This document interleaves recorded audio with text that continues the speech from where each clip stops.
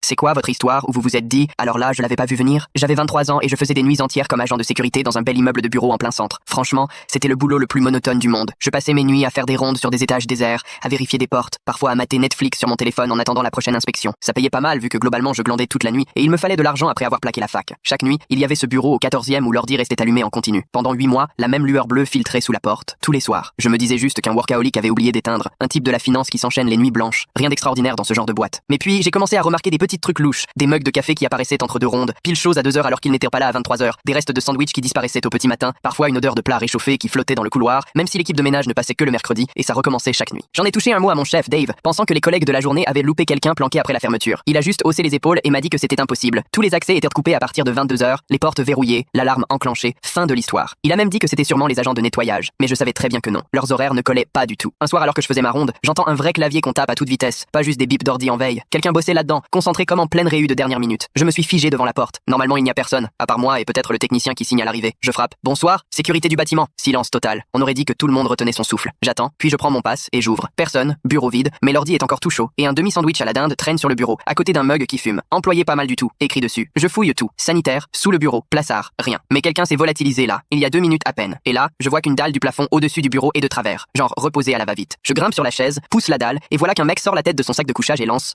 salut, désolé si c'est gênant. J'ai failli tomber de surprise. Mais qu'est-ce que tu fous là-haut? Il lâche, tout simplement. Je vise ici. En fait, le gars squattait le plafond depuis presque 1 an. Il avait perdu son appart après que sa start-up ait coulé. Il avait repéré le vide technique lors d'un entretien d'embauche ici et il n'était plus jamais reparti. Il avait prévu de dormir chez des amis, mais par fierté il n'a rien demandé et s'est dit que c'était plus simple comme ça. Il s'était carrément fait un plan du système de ventilation, connaissait les horaires de la sécurité, les emplacements des caméras, savait où il y avait des détecteurs de mouvement. La journée, il dormait au-dessus de la salle des serveurs, toujours chaude, jamais personne n'y allait. La nuit, il redescendait pour utiliser l'ordi et les WC, parfois profiter de la douche du club de sport des patrons le week-end, quand tout était vide. Il postulait à des jobs, bossait en freelance comme graphiste, tout ça sans quitter bras son plafond. L'entretien s'est super bien passé, m'a-t-il raconté, toujours perché là-haut. Ils m'ont dit de patienter, mais le poste a été gelé niveau budget. J'aurais dû partir, mais en voyant la trappe, j'ai pensé pouvoir rester 1 nuit ou 2 pour me retourner. Puis 1 nuit est devenue 1 semaine, puis 1 mois, et voilà. Les caméras n'avaient jamais capté sa présence parce qu'il s'était renseigné sur tous les angles morts dès la visite. Il avait même trouvé comment accéder au frigo du personnel sans déclencher les capteurs. Honnêtement, j'aurais dû appeler la police sur le champ. Intrusion, violation, tout le tout team. Mais le voir suspendu là avec son sac de couchage, juste en train d'essayer, ça m'a coupé l'envie. Et tu comptes rester là-haut encore longtemps? Le temps de retrouver une situation stable, 2 ou 3 mois, j'ai quelques missions en cours. J'ai remis la dalle en place en lui lançant qu'on n'avait jamais eu cette conversation, puis j'ai commencé à lui filer des restes de mes pizzas pendant mes pauses, parfois du café avant la fin de mon shift. Le type survivait surtout grâce au distributeur et ce qu'il parvenait à piquer dans les cuisines. Et le plus dingue, 6 mois après, il a vraiment été embauché dans la boîte. Le budget a fini par être débloqué, ils ont repensé à lui et maintenant il bosse légalement au même endroit, pile sur le bureau où je l'avais surpris avec son sandwich. Il m'envoie encore une carte de vœux à Noël avec un clin d'œil genre reprendre contact avec de vieilles connaissances. Sur sa carte de visite, il y a écrit Senior Graphic Designer. Mais moi, je sais ce qu'il en est vraiment. Et il m'arrive en passant devant son bureau de lui lancer un sourire complice en jetant un œil à cette fameuse dalle du plafond.